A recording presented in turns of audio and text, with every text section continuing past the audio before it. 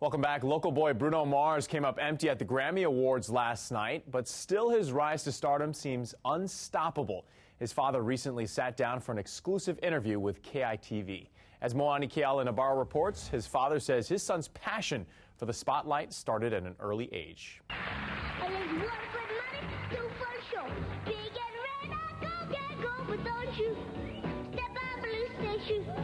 When people say, where did this little boy come from? All of a sudden, out of nowhere, who's this Bruno Mars who just skyrocketed out of nowhere?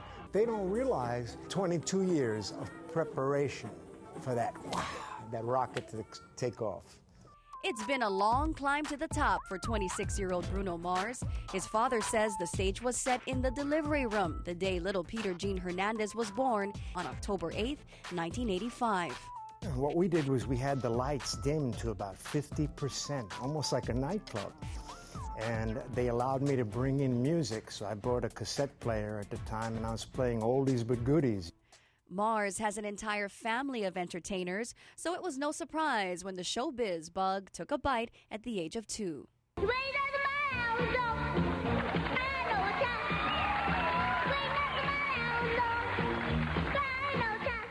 I pulled him up on stage and he started to shake his legs.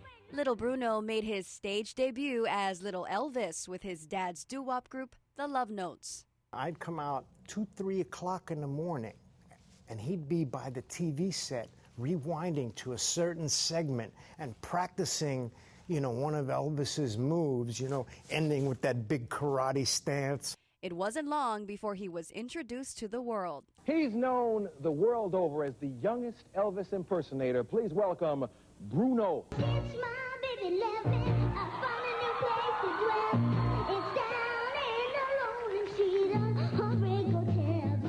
Young Bruno continued to perform with his dad's show at Sheraton Waikiki, impersonating the kings of rock and pop. Watching the shows 6 nights a week that we were involved in, participating in them, but then going home and never can get enough of it.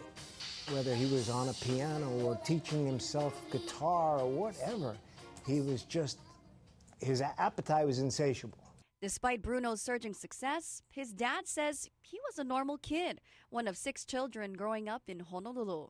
I'm standing here at Roosevelt High, home of the Rough Riders. This is where Bruno Mars spent his high school days, and his father says although his son excelled musically, he didn't care for school.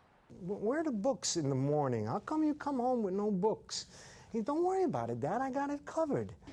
And he did. After graduating in 2003, he went to Los Angeles to chase his Hollywood dreams. Mars struggled to break into the music business, writing songs for other artists at first.